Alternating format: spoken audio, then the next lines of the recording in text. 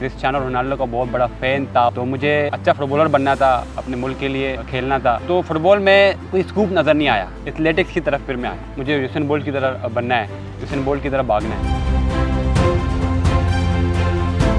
मुझे नहीं लगता कि मुझे ये सोचना चाहिए कि मेरे साथ मेल होता। पाकिस्तान में इस वक्त फ़ीमेल में पहली सर्टिफाइड कोच हैं मेरी कोच। जो मेरा ख्वाब है वो ओलंपिक का गोल्ड है। मेरा नाम अब्दुल मुईद है और मैं 24 साल का हूँ। आपका बलोच बोल्ट का खिताब दिया गया, तो इस हवाले से क्या कहेंगे, कैसा लगता है? ओबियसली आपको एक लेजेंड का नाम दिया जा रहा है, तो जाहिर सी बात है आप में कुछ है तो आपको लोग पुकार रहे हैं कि आप यूसेन बोल्ट की तरह, आपका रनिंग स्टाइल उसी की तरह है, आप उसी की तरह भागते हो। तो मुझे भी वो सुन के अच्छा लगता है कि यूसेन बोल्ट एक लेजेंड है ट्रैक एंड फील्ड के हिस्ट्री का। Back to back 3 gold, Olympic और वर्ल्ड चैम्पियन। मुझे उसकी तरह लोगों ने खिताब दिया, उसका नाम दिया कि आप पाकिस्तान के बोल्ट हो। तो मुझे सुन के अच्छा लगता है। मैं भी कोशिश करता हूँ कि मैं अपने दिन ब दिन अपनी ट्रेनिंग को अच्छा करके इंटरनेशनल लेवल में पाकिस्तान के लिए गोल्ड लूँ।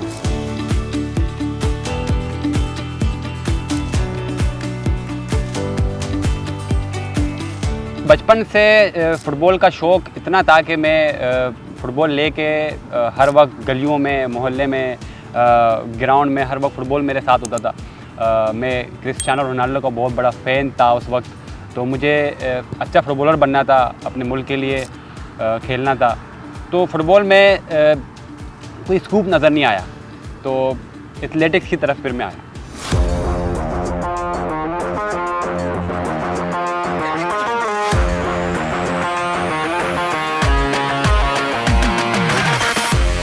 तो फिर ट्रैक एंड फील्ड ज्वाइन की, कोच ने मेहनत करवाई, दिन रात लगाया हर वक्त। फिर जितना शौक़ मुझे फ़ुटबॉल का था उससे ज़्यादा शौक़ भी मुझे ट्रैक एंड फील्ड का हुआ। तो जाहिर सी बात है फिर मैं हर वक्त ट्रेनिंग के बारे में सोचना, ट्रेनिंग के चीज़ों को दिमाग में लाना। तो फिर कोच ने गाइड किया कि आप यूसेन बोल्ट के वीडियो देखो, वो किस तरह भागता है, उसके रनिंग स्टाइल, उसके चीज़ों को देखो। तो मुझे वो अलग वो एक मोटिवेशन मिली कि मुझे यूसेन बोल्ट की तरह बनना है, यूसेन बोल्ट की तरह भागना है। तो फिर मैंने चीज़ें अपने अंदर करती जाएँ, वो ट्रेनिंग में मेहनत करता गया। तो अल्हम्दुलिल्लाह फिर मैंने पाकिस्तान में जो बैनुल सूबाई लेवल के, स्कूल लेवल के, कॉलेज लेवल के, फिर उसके बाद बैनुल सूबाई का नेशनल जूनियर, वो सारे टाइटल अल्हम्दुलिल्लाह मेरे पास हैं। मुझे ये फ़ील नहीं होता कि मैं एक मेल के साथ होता या फिर किसी और के साथ होता। मुझे अभी इतनी सेटिस्फेक्शन है कि मैं अल्हम्दुलिल्लाह, मैंने उनको ये बोला है कि मैं अगर एथलेटिक्स कर रहा हूँ तो मैं आपके साथ रह के कर सकता हूँ, मैं कहीं और नहीं कर सकता।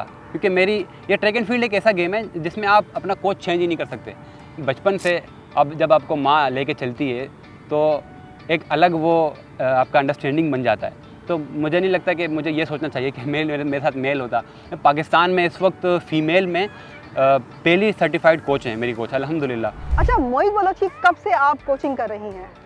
मोईद की कोचिंग शुरू से कर रही हूँ। 2014 जब ये छोटा सा था तो मैंने इसको जैसे अडॉप्ट कर लिया था। मैंने इसको क्या कहा था कि बस अब तुम्हें अगर करना है एथलेटिक्स तो मेरे पास आ जाओ। डांटती तो नहीं है, सख्त तो नहीं है? सब कुछ डांटती मारती सब कुछ है।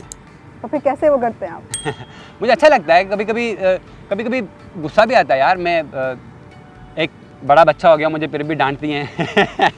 तो मुझे सच्ची में सीरियसली मुझे बड़ा अच्छा लगता है कि मुझे कुछ समझाने वाला, कोई डांटने वाला है। मोईद की आप सोचें, मैं अगर कोच हूँ, ठीक है, कोच का रोल होता है।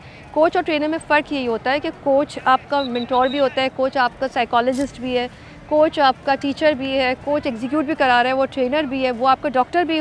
कोच एक की डेफिनेशन में होता है कि डॉक्टर भी बेसिक मेडिकल असिस्टेंस भी करता है। ठीक है, मैं वो सब कर रही हूँ, न्यूट्रिशनिस्ट भी हूँ मैं वो भी देख रही हूँ। लेकिन आप मुझे बताएं कि हर कोई तो ये नहीं कर सकता ना। तो अब ज़ाहिर है एक एथलीट के लिए चलो मैं ये कर रही हूँ, लेकिन बाकी जो एथलीट्स हैं उनकी फ़िटनेस के लिए काम करने के लिए एक टीम की ज़रूरत होती है। लेकिन अनफॉर्चुनेटली हमारे यहाँ कोई सिस्टम ही नहीं है, कोई कॉन्सेप्ट ही नहीं है कि एक टीम चाहिए होती है पूरी इतनी सारी एलीट एथलीट्स को केटर करने के लिए। कोई फैसिलिटी नहीं, कोई सहूलियात नहीं है। देखें, मैं कोच के साथ डिस्कस कर रहा होता हूँ कि यहाँ का जो ट्रैक है नेशनल कोचिंग सेंटर का, ये काफ़ी अर्सा पहले एक्सपायर हो चुका है। ट्रैक का एक लिमिट होता है, ट्रैक की एक एज होती है, फिर वो एक्सपायर हो जाता है। इस वक्त पाकिस्तान में एथलीट्स को किन किन मसाइल का सामना करना पड़ रहा है?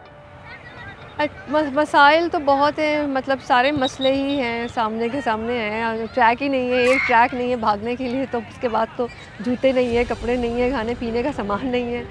बेसिक फैसिलिटीज़ तो आप दें ना। जब हम कहते हैं बेसिक फैसिलिटीज़ की बात करते हैं तो हमें आगे से हमारे अथॉरिटीज़ की तरफ से ये जवाब आता है कि हमें मेडल नहीं चाहिए, ठीक है, कोई मसला नहीं है, छोड़ दें, जॉब कर ले लड़का, क्या फ़ायदा है टाइम ज़ाया कर रहा। हमें इस किस्म के कमेंट्स मिलते हैं, तब मुझे बड़ा अफसोस होता है कि जो पाकिस्तान के लिए कंट्रीब्यूट कर रहा है उनको इस तरह के जवाब दिए जाते हैं। व्हाट अबाउट स्पॉन्सरशिप, आराम से मिल जाती है? स्पॉन्सरशिप को तो पता ही नहीं है कि ये भी कोई फील्ड है, ये भी कोई गेम है। स्पॉन्सरशिप को मैं बताना चाहूँगा कि जितने भी स्पॉन्सरशिप हैं वो जितने भी बिज़नेस टाइकून हैं हमारे पाकिस्तान में, वो हमारे नेशनल चैम्पियन को लेके स्पॉन्सर करें। जैसे अभी अरशद नदीम ओलंपिक में जीता है, वो इतने अरसे बाद लोगों को दिखा है, लोगों की नज़रों में आया है। तो अभी ओलंपिक जाने से पहले लोगों ने उसको स्पॉन्सर किया है। स्पॉन्सर का एक बड़ा रोल होता है आपकी स्पोर्ट्स करियर में।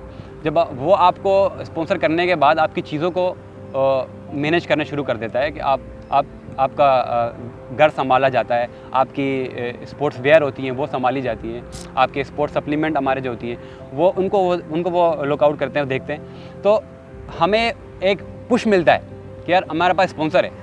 इसी चीज़ का मैं अगर आपको बाहर के प्लेयरों का बताऊं कि हमारे जब उनसे बात होती है तो वो हर प्लेयर के पास 3 से 4 स्पॉन्सर होते ही होते हैं। उनके डाइट का अलग होता है, उनका डॉक्टर अलग होता है, उनको साइकोलॉजिस्ट अलग होता है, उनके स्पोर्ट्स वेयर का अलग होता है। तो उनका एक अलग ही कॉन्फिडेंस होता है।